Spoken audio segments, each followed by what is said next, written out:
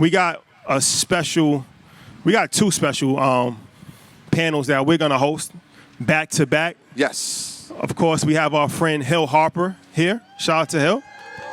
Yeah, and we were super intentional, right? It was like, yeah, we can bring people from all throughout the country, all throughout the world, really. But it was like, nah, if we come to Detroit, we got to do it the Detroit way. And so we got some Detroit legends. Hill Harper is here. We got my man, HaHa Davis is here. Of course, and we got my brother Icewear Vezzo. Yeah. In the building as well. So we're going to have a very dope, probably 45 minutes. We're going to mix it up with them. And we're going to have some fun, man. We're going to have some fun. So one of the legends from Detroit, somebody that has changed the game when it comes to social media, comedy, and then marketing and turned it into a business. So many businesses was created on the iPhone, including Earn Your Leisure. That's how we started on the iPhone. So never despise small beginnings because it can lead you all over the world, can make you a lot of money. So one of the funniest people in the game right now, and somebody that I've been watching for a long time, Detroit's own, make some noise for HaHa Davis. So, over 5 million followers on Instagram. Yeah. Something that, you've curated massively. Yeah. How have you been able to turn social media following into, real tangible business for yourself? Social media changed my life. It gave me an opportunity to take care of my family, and on top of that, it gave a lot of us guys a voice who didn't have a voice before social media. So a lot of us who didn't have a way to put our voice out there, social media did that for us. Now, there's a story of perseverance, man. Like, we've seen a lot of people do sketch comedy. We've seen a lot of people do stand-up comedy on the internet. Yep. Most people can't transition into making it a successful career. Right. I saw a clip where you said that you have 4 million followers, but you weren't making any money. Right. Talk about that journey, because most people think social media, instant gratification, I'm going to get it now, I'm going to do it now. Yep. Talk about that process of, like, I'm gaining followers, but ain't no business coming behind it. The thing with that is, like, the fame came before the money came.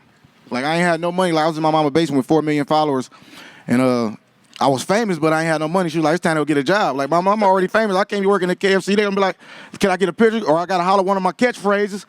But at that time, you know what I'm saying? Employee of the month. Yeah, but people don't understand, like, a lot of times you get the fame before you get the money, and that's what happened with my career. I had people that loved me across the world, but I didn't have no money in my bank account. You know what I'm saying? Make some noise for Vezzo. Just walked in. Icewear Vezzo. Yeah. Love, bro. The legend himself. Detroit's own. So, my question's for you, bro. Let's talk about the music side. This is United Masters. They always talk about music independence, right? Yeah. So, talk about you and your journey, owning your masters, different things of that nature. I've been rapping for a long time, since I was a shorty. You know what I'm saying? It took me a long time to get known, but it took me even more of a longer time to get some money in my pocket. You know what I mean? And what contributed to that was me being able to make the decisions that I wanted to make with my music. You know what I'm saying? That come with owning your masters and owning your catalog overall. It don't even matter how old a song is. You can sell your entire catalog full of songs that's 10 years old. You know what I'm saying? That's actually how I got my first $1 million, bro. I sold a bunch of songs, like all my old catalog, for $1 million. That's when I seen my first M. You know what I mean? So even coming up in the game or whatever, I knew it was important to own my music and to own my masters and be able to make the decisions. I just didn't know the significance of it, like how far I could go with that. And I seen firsthand, you know what I mean? So I think that is important when you making music and you catch a buzz, you catch a wave, make sure you keep that. That's extremely important. It's going to come in handy. You know what I mean? It did for me, and I know it do for a lot of other artists. Yeah, let's talk about the city of Detroit, man. Y'all both from here. And a lot of times in entertainment, we come from New York, so people say, yeah, you got to go to a big city to do it, right? Especially in comedy, definitely entertainment. It's like, we got to make it big in New York or we got to make it big in L.A. Y'all have managed to keep this loyalty to this beautiful city. Talk about being successful where you are and then translating to the world. Definitely. For me, I think like Detroit just a hustling city. We just learn how to hustle for real. 2 people clap. She's one of them. She a hustler. Yeah, like Detroit is a hustling city, and like Vezzo, like he a real entrepreneur, and he always giving back. He always doing the philanthropy part of it. So that's very important. Doing the philanthropy part of this. You know what I mean? I feel like that's why you were able to come home and always receive that love because of the simple fact you always giving back. So I think it's really just the hustling side of it for real. Yeah. I agree with him on that. It's just the hustling side, you know what I mean? Detroit folks always been like hella ambitious, you know what I mean? That's stuck with us since the beginning of time. You even look at Berry Gordy and what Motown them did. You know, he kicked it off. He gave us the blueprint of how to even, you know what I mean, run a label and stick true to your sound and what you got going on. You know, at the time when them dudes was making that music, the rest of the world wasn't really making them type of songs, especially like when the Temptations got them making songs like Psychedelic Shack and all that, you know, them sticking to their sound played a part in that shit being big, you know. So I think it don't matter where you from though, wherever you from, I think it's important you stay true to your roots. You know, it's gonna win in the end. Brother, let me ask you a question. So you was an independent artist, then you went to a major, then back to indie, right? So talk about your journey. What's the difference? I'm sure there's artists here. What's the advantages of being independent? What's the advantages of being on a major? And, you know, what's your perspective on seeing both sides of the coin? So the first time, I'm gonna be 100, I signed to a major label because I needed some money. You know what I'm saying? I had just came home from prison or whatever. But so to a rapper, signing to a major label is like a basketball player going to the NBA. That's what it felt like to us, having a major deal. However, it's two totally different things. You know, I had it in my mind that once I go to a major label, I'm gone. I'm out. It's over. I made it. I'm gonna be big. But it don't work like that. Unfortunately, you still got to put the exact same grind in, the same hustle, if not even more. And it's less beneficial financially. You know, it make most sense to stay independent, especially if you're a hustler. Talk about the transition. Social media has played a big role in your career. Yeah. I mean, I remember Vine was a thing. Yeah, for sure it was. And you were big on Vine. Yeah. And then Vine no longer existed and Instagram became something that you had to use. Talk about studying social media and using it to your advantage. Definitely. Yeah, Vine, like, it was only 6-second video. That's why I talk fast to this day, because you had to be funny in 6 seconds. So that's why I still talk fast. Yeah. But social media, I just learned what my fan base wanted. Like, I just kept beating certain things into their head. Like, some people might love the guard. Some might love Finna Be a Breeze. Some like Beyond Me. But I was a catchphrase king. Whether you thought I was the funniest guy or not, people just gravitated to certain things that I was doing from my catchphrases. So I just studied the fans. And once I realized what it was that they wanted, I just kept on doing it. And then the followers just kept on building up from that. Yeah, I got a quick follow-up on that, because when I'm listening to Vezzo and he's like, I made that first $1 million or I signed my contract. Being on social media, what was the moment? Was it like I saw somebody post me? Like, because at this point, I feel like you might be running Snoop Dogg's page. No, no, Snoop Dogg, he just a genuine person. He taught me that how to be genuine. Like, he just always showed me that love since 2015. But yeah, it was Snoop Dogg that really took my career to the next level for sure. Definitely. Like, he found me in 2015, came out to the east side of Detroit, and ever since then, he been rocking with me. Yeah. Vezzo, let me ask you this. As far as you talked about, it's more beneficial to be an independent artist, but what are some things that people don't really think about when they think that, you know, they're going independent? I know you got to promote your music yourselves. You got to put a lot of money into it. You got to invest in it. So Absolutely. What are some things that people might not be considering on the independent side? I mean, the most important part is what you said. You had to spend that money. You really genuinely gotta invest in yourself. You know what I mean? If you spend a little bit, that's what you're gonna get out of it. If you spend way more, you spend a lot of money, you're gonna get a lot out of it. But it's more than just dumping a bunch of money in there. You gotta put the work ethic behind it, and you can't spend money frivolously. You know what I mean? You gotta make sure everything adding up, making sense. I really thought that it was gonna be a huge difference signing to a major, but honestly, bro, it wasn't. You know what I mean? Like, everything a major do is huge. They do it big. They go in all the way. But that only come after the artist put that first part of their grind in, put that initial grind in. And I feel like at that point, once you do the legwork to where you got a brand and you got a name and you making a couple dollars, it really don't make sense to go to a major. Certain artists, yes, it makes sense. Like, for me, I think like R&B artists or rock artists and pop artists, it makes sense for them to be with majors. But people that's in my type of genre, the music I make, it's really no difference. You know what I mean? It's the same amount of work.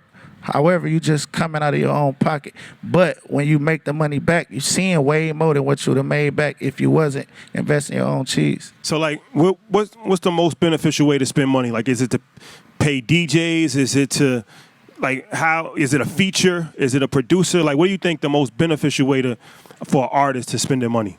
Without a doubt, is marketing. Period. You know, I think you need to get a team around you, and you got to pay the folks you got around you. You know, you get you a big, strong team around you, and everybody work, everybody attack what they good at, you know, and go with whatever their attribute is, and you dump the money into the people around you and let them do the work, you know, all while you doing the work as well. But for sure, it's marketing, promotion, you know, that's the main thing. Let's talk about creating the skit, right? Because I watched them, the voiceovers. It takes time, man. Let's talk about the amount of work that goes into you creating, right? Is it something that you're doing every day? Is it something that you're sitting down, you're writing it, or you're working with writers? What is that process like for you? To be honest, I've never written a skit. I really just cut the camera on and I just go. But like if I'm getting ready to be on the road for a while and I know I'm getting ready to go on tour or something, I film 5 to 10 skits or 20 skits that I can just put up while I'm on the road. Like, okay, I ain't putting nothing up in 5 or 6 days. I know the people want to see something, I just put that out. But the process that go into it is really just me cutting on the camera. I mean, the voiceovers is probably the hardest work. It's probably awkward because a lot of the videos be silent, and then they be like, "What are you doing?" But then I gotta put the voiceover on, so it's like an awkward humor. But once I put the voiceover on it come to life. You've become a full director when you look at some of these skits. Definitely. You said something. I don't want that to go over people's heads. You said when I'm going on tour. Yeah. We can't take that lightly. Like, we've watched comedians, we've watched people do sketches on social media, Definitely. and they can't transition to the next thing. Yeah. Because being on stage in front of a crowd is totally different than being in your basement making a skit. Absolutely. Talk about that, man, because that's an incredible feat. No, yeah, the stand-up thing is totally different. When I first started doing stand-up in 2015, I thought just because I was famous that I could do stand-up. But man, I tell you, you could have heard. Can I cuss on here? Yeah. Okay, cool. It's 21 and over, don't worry. All right, cool. But when I first started doing stand-up, you could have heard 2 mics having sex. It was so silent in there. And then I started to go back to the comedy club. I was like, no, I really want to be funny for real. I ain't just want to be social media funny. But now that I'm 8 years in with stand-up, it took me 8 years just to get my stand-up where it is now. You know what I'm saying? But it's definitely a hard process, that stage. Because like with the skits, I can go back and reshoot that. On the stage, it's like right now, you got to be funny right now. Like how people stand at me right now, you got to be funny right now. Or they not coming back to see you. Yeah. So yeah, that's the difference. So, Vezzo, let me ask you this. As far as a label owner, what was your process in starting a label, and what's some of the challenges? As opposed, an artist is one thing, but managing people and signing artists is a whole different thing. So what's that look like for you being a label owner? Managing people that's the hardest part of owning a record label. You know what I mean? It's hard to get other artists and other people to kind of not to say think on the level that you own, but just to think, you know, more. I don't know. It's hard getting people to just be on the same page, bro. You know, you gotta worry about accounting for what people do when you're not around them. You get what I'm saying? Like, I'm worried about my artists getting in trouble, what they got going on in the streets and all that type of shit. That's the hardest thing to that shit, bro, is just dealing with artists. You know what I mean? Like, worrying about everything they got going on pretty much become your problem. But as a boss, you got to be prepared for that. You know what I mean? You got to be prepared to help guide people throughout their everyday problems in their everyday life, because that shit always fall over into the business side of that shit. You know what I'm saying? You said that, and this is for both of you, you said that Detroit has a sense of hustle and there's a sense of entrepreneurship here. So I'm wondering, outside of the music and outside of the entertainment spaces, what are the entrepreneurial journeys that you're looking at? Is investing in real estate? Like, what are some of the things that y'all have looked at over the past 5 years since the ascension of your careers? It's definitely real estate, and I think real estate is really like the biggest form of income outside of what I already do. You know what I mean? Because like I always tell my manager, like, I ain't gonna be pretty forever. I'm gonna have to need something to fall back on. You know what I mean? This ain't gonna last forever. So when this is over, I want to have something to, you know what I mean, fall back on. Yeah, for me, I fuck with the real estate, but My second biggest stream income outside of music is movies.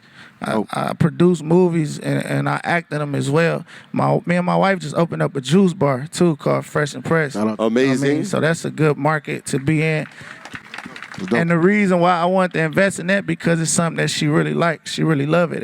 It wasn't just a money grab. It's something that's genuinely in her heart. She really got the insight and the knowledge about that. And I think that's important when you investing in businesses. You don't want to just do shit just to do it. You want to be able to do something that you're gonna be interested in. That you got the drive there to actually grow that business. Because if it ain't no drive there for that business or whatever it is, then to me, I feel like it wouldn't work. You know what I'm saying? Mm-hmm. We met your wife yesterday, and we tasted the product. The juices is amazing. What's that process as far as working with your spouse? That's something that a lot of times people will like stay away from that. Like, don't mix a relationship and business. You obviously have done that. So what's your thought process in that? I just stay out of her way, man. I let her do what she got to do. I believe in her, you know what I'm saying? I trust her decisions. I trust her judgment, her opinions, everything that she got going on. I fully believe in her. It's not just the business that she chose to invest in. I'm investing in her as a human being, you know? So whatever she got going on, I know it's going to work because she trusted me as well, you know? Yeah, that's all. It's that trust word. That's what got me was the word trust. I got to build that trust up too. I like that word trust. I like that. So how you buying real estate in Detroit? Yeah, right now me and my team, we focusing on buying a comedy club. We trying to open up a comedy club in the D. I mean, like you say, it got to be something that your heart is truly invested in. And, you know, I do comedy, so obviously I always be in a comedy club, and I know I'm going to put 110% in it, so definitely. Yeah, so when you got the comedy club, Vezzo, you got the label. When you're looking for the next set of talent or the next entrepreneur, what are the things that you're looking for in the comedian, in the artist to say, like, that's somebody special, that's somebody we need to invest in them and watch their future blossom? I'm looking for dedication. You know what I'm saying? That hustle, that ambition, and that drive. That's what I look for. Yeah, definitely. Like somebody who just, no matter what's going on, or if you at 2 million followers or 3 million followers, you still got that same grind before anybody even knew your name. Like I still got that same grind before anybody knew me as HaHa. It was like, you can ask anybody that know me. Some days I wake up and I be losing my mind. Like I got to put out content, even though I know I'm big already. That don't even sit in my mind. I be like, I need to put out content. I got somewhere I want to be. You know what I mean? It ain't never been about who I was today. I got to put this time in for who I want to be in the future. You're not trying to be in that basement anymore. No, I can't go back to that basement. Them basement days is over. Hey, I really watched bro come up in real life. Like, in real life. When him and Snoop met, when he said they was on 8 Mile, I was with him that day. No, fact, I watched him come up. He had the same mindset, the same drive, the same plan. And most importantly, he was the same person. Yes, sir. That's why bro still turned. That's why he's successful, because he stayed humble. All right, so this is this is interesting, right? So you've watched his journey. I wonder, is it the same team around? Because a lot of times as we ascend, right, there might be new people that come into it that can add to it. There might be people that are no longer a part of it. Yeah. What was the team like when you started? Are they still around? Like how do y'all manage that? Yeah, the team's still around. A lot of people, you know what I'm saying? A lot of people you gotta let go, because a lot of times people get money hungry. A lot of times people try to snake you out. You know what I mean? But the people who was loyal to me, they still here today. But a lot of people have come and went too at the same time. My manager right there, she been my manager since I started rapping. That's fire. She's still here. But like bro say, like, you know, you don't never owe anybody nothing. That's what y'all always got to remember. As soon as y'all get some paper, you're not obligated to stay with nobody. If that relationship don't make sense, if that business don't make sense, then get rid of it. You will fall with them if you feel like you owe anybody anything. You got to think for yourself. You got to think for your future. You got to think for your family and your kids and all them. You know what I mean? Because a lot of times with me, I seen me having a couple dollars. It didn't really change me. It really changed the people that was around me. You know what I'm saying? So I had to get rid of a lot of motherfuckers. That's real. So let me ask you this. As far as Detroit, right? Somebody said yesterday to us, it was like the comeback city. And I was like, what do you mean the comebacks? I didn't really understand it.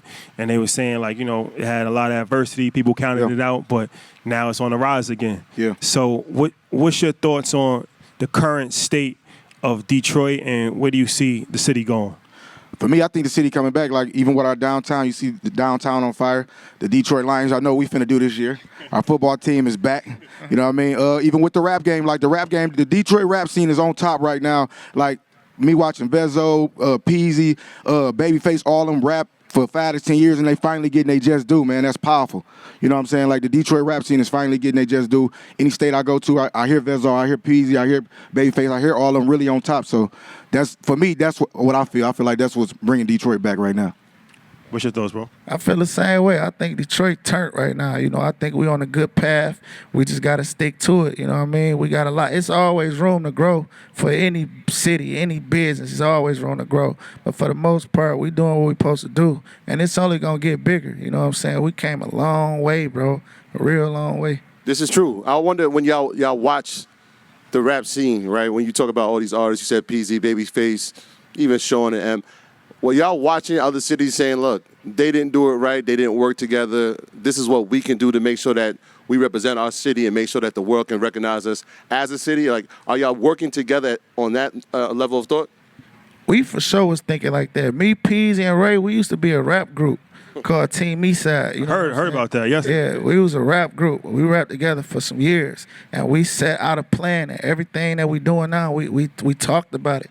We wrote it down, you know what I mean? We had meetings about it. We made it happen. I always look for what the person before me had done wrong so I can not do the same thing that they did, you know what I mean? So I think it's important that you look at what somebody else ain't doing right so you don't make the same mistake. Make some noise for HaHa Davis and Icewear Vezzo, ladies and gentlemen. We appreciate these guys, man. All right, we're not done yet, so we're going to bring up the Honorable Hill Harper. I'm very excited about this conversation. Every time we talk to Hill, it's a bunch of gems and a lot of information. Obviously, he has a lot going on right now. Detroit native. Yes. Somebody that, has done a lot for the city, means a lot, and has a lot of knowledge from crypto to everything, really. Yeah, man. I mean, he's Harvard minutes. educated. Before we bring Hill up, I just want to give a shout out. Yesterday, we had the opportunity to sit down and talk to about 100 alumni of Ally's Future Mogul program. Are they here? Are Future Moguls here? Are they right here? So I want to shout out to them. They did a collaboration. This is the 5th anniversary of the Future Moguls. So shout out to y'all. We spoke to y'all about networking and making sure that y'all come together. So the fact that y'all here is important. Clap it up from them one more time. Shout out to Ally. I think they've raised over $700,000 for scholarships for these young adults. So again, shout out to y'all for being here. I see a bunch of HBCUs represented. No, I didn't plan that. Shout out to y'all. All right, let's bring up none other than Hill Harper, my brother. Come to the stage. You know how good I feel? I just want to tell a quick story, everybody. Years ago, I was in Los Angeles at the time. Uh-huh. I don't know how we got connected, but we went to lunch. Yes. We went to lunch. Do you remember where we went to lunch? We were in Beverly Hills. Bel Air. Bel Air. We were in Bel Air. We were in Bel Air. We went to lunch at the Bel Air Hotel. Yes. And you remember what we ate? Oysters. And lobster salad. And these brothers said, this is real talk. He said, man, this is the first time I had a lobster salad. But y'all are doing so well. Very Hollywood. Yeah, listen, give it up for these two because they have built literally a multi-million-dollar empire that has created jobs, it's created opportunity, it's created multiple opportunities for people all the way down on multiple levels. And that's exactly what entrepreneurship is. That's exactly what happens when we support our own and we amplify people to allow them to create jobs all the way down the food chain. And so I just give it up to you, brothers, for what you do. Greatly appreciate it. Appreciate it. So let's get into this. I want to start with crypto, shall we? Let's start. So we were talking upstairs. XRP, any XRP enthusiasts in the building? Okay. So they had an interesting ruling with the SEC, and that is interesting how this is going to affect the landscape of cryptocurrency. I know you're a crypto. It is. You're a crypto enthusiast. So what's your thoughts on the current state of crypto, and specifically how the XRP ruling could, translate to the whole entire space? Well, we're coming out of a crypto winter. And the XRP ruling is very interesting because just to break it down real quick, people who may not know, the SEC was trying to have XRP, the commodity that is the token, the asset, considered a security. And therefore, it would fall under securities law and therefore be illegal for them without the proper licenses, et cetera, to trade that asset. But the judge ruled that instead of it being considered, and now the ruling's not final, and we're really talking about what may happen in the future, but the potential is that that asset, the judge said, is not necessarily a security, but a commodity, like an orange. So if you have a grove of orange trees, you grow oranges, you don't need a license from the SEC to sell those oranges. It's a commodity. And so since this asset was created, the question is it a security like a stock, or is it a commodity like an orange? And if it ends up being ruled to be a commodity, then the floodgates literally will open extremely wide because it'll allow a great deal of assets to flow into the space because it won't be. Now, other people argue that the more regulation in the space is better because it's kind of like the Wild Wild West, and therefore you need regulation, and both parties are correct in a way. But what's interesting about it to me is folks who are holding XRP thought that it was definitely going to go the security route, but it's indicating that it may go the commodity route, which changes people's minds. So you've seen the price, for instance, of XRP jump radically recently, but it's not even traded on Coinbase. Coinbase halted the trading of XRP because it was under sanction by the SEC. Now, if Coinbase starts trading XRP and opens it back up, because a lot of people have a ton of XRP on Coinbase, but it's locked up because you can't even trade it on the platform. If Coinbase opens XRP back up, get ready because it'll start moving. And it'll move fast, but we'll have to see what happens. Yeah, and everybody talks about the crypto. I'm not sure what to do with it. But we were looking at this building behind us, and we said there's hundreds of buildings that look just like this.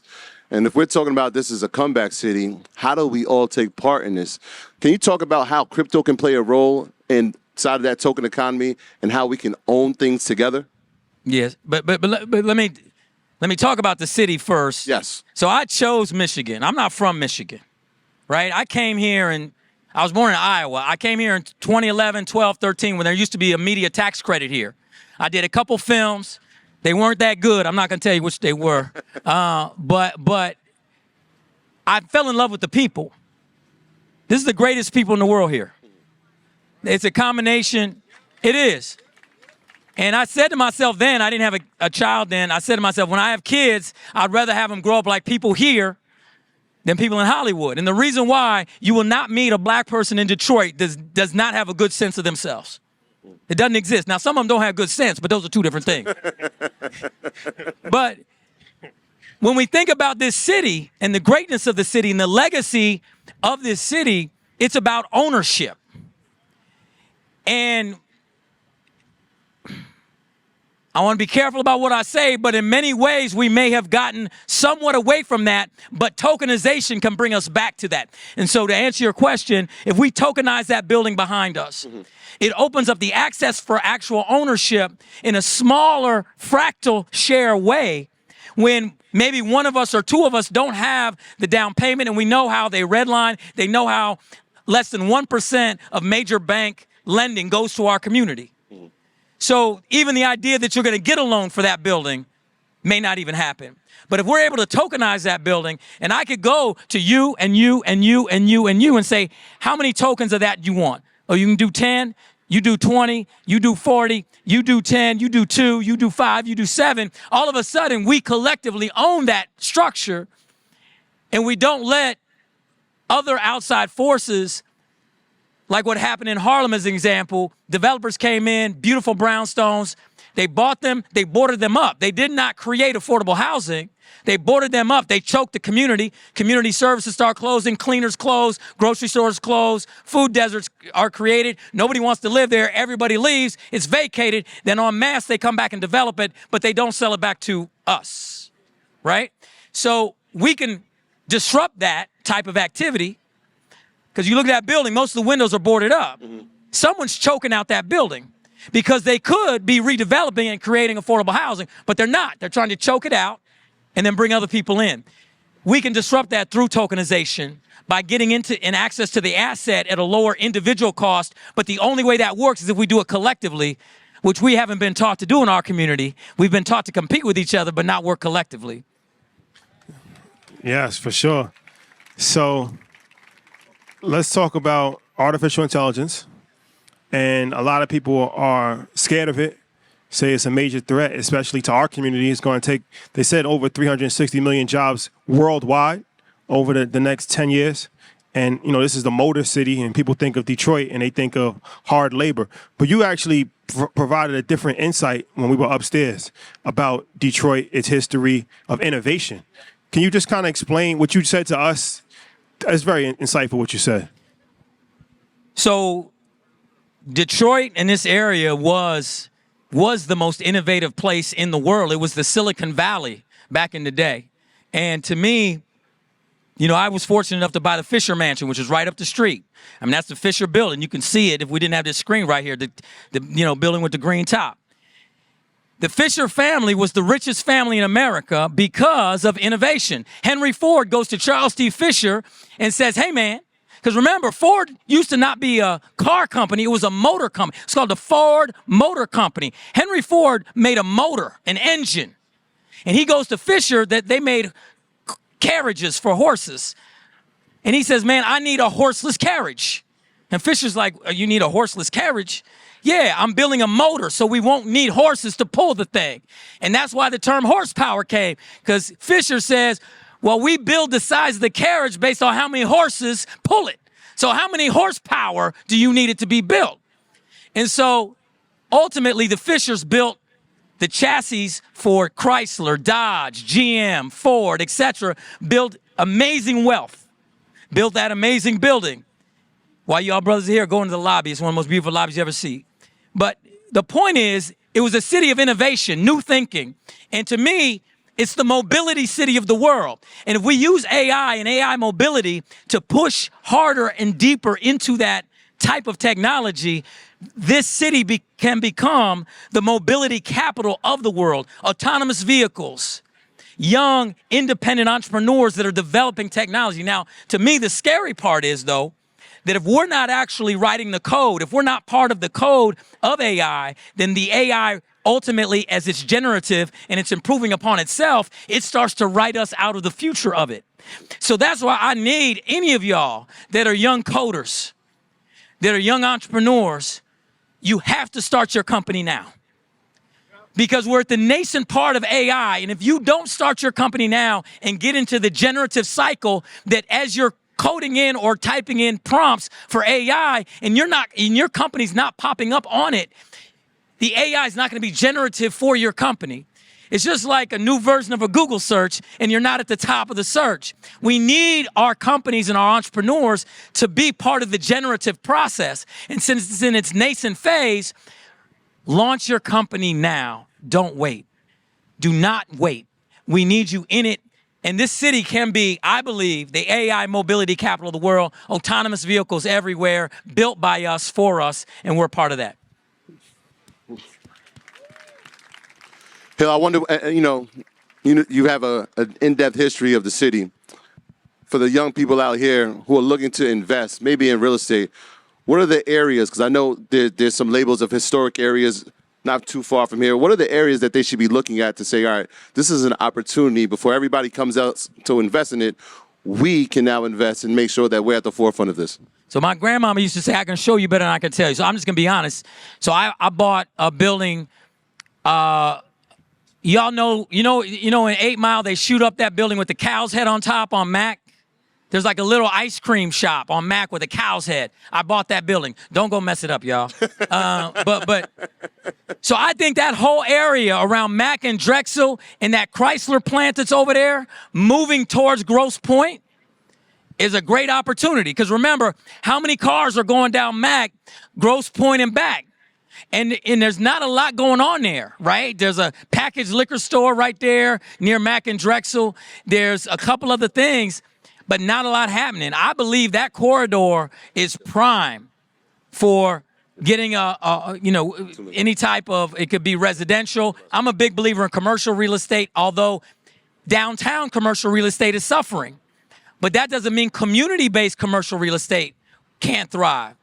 And if there's anybody out there that's an ice cream entrepreneur, this is real talk, and you have a little bit of money to invest in infrastructure, I'll partner with you on that cow set because it's historically an ice cream shop, and I'd like it to be an ice cream shop, and the little kids in that neighborhood deserve ice cream. They ain't got no ice cream. They got plexiglass liquor stores, and they can buy Faygo and Verner's and maybe some Funyuns with SNAP money. We got to do better, y'all. And it starts with bringing things like ice cream and fresh produce and things like that into the community. So I'm serious. If somebody wants to open up an ice cream shop on Mac, particularly if you know how to do really nice flavors, because I don't know how to do that. Let's talk. Let's talk. We got one right here. All right. So my last question is, what's your vision? You fell in love with the city of Detroit and the state of Michigan. Where do you see this city and this state going over the next decade? I just want people and more people to choose Michigan like I did. I mean, we're 49th out of 50 in growth, and I don't understand. I don't understand why. So much talent leaves. Most of the top graduates from Grand Valley State, from Michigan State, from University of Michigan, keep on going.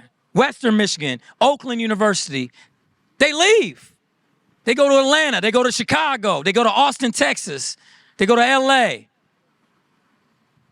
We got to keep our talent here. We can't be like LeBron taking the talent to South Beach. These guys are so fancy, they're hanging out with LeBron now.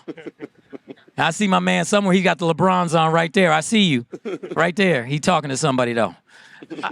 I just shouted out your LeBrons. They're nice, I see you. And so we have to create more people choosing Michigan and bringing their talents here. And let's be clear, this state is poised more than any other state in the country for climate change. 21% of the fresh surface water supply in the world touches Michigan shores.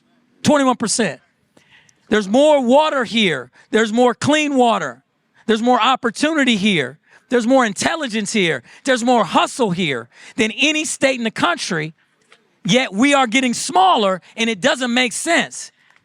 We all have to be ambassadors for this place because I want people to come here. I don't want us to keep losing a congressional district. I don't want us to keep fighting over funding for different things that we deserve. And so I believe that you're going to see Michigan really start to grow, like you're going to see Detroit start to grow like Austin, Texas has. Because we're going to be creating businesses that attract talent. And I think it's going to happen, but it only happens, like I said, if we collaborate. Dr. King said it well way back then. We are all tied together in a single garment of mutual destiny. My destiny is inextricably linked with yours. And that's why since you all are doing well, you give me permission to do well. And if we do well, you give me permission, and on. And to the extent we either tear each other down or build each other up, I believe we can build each other up. I mean, it's beautiful. You know who else is here? Who's that? Earn Your Leisure.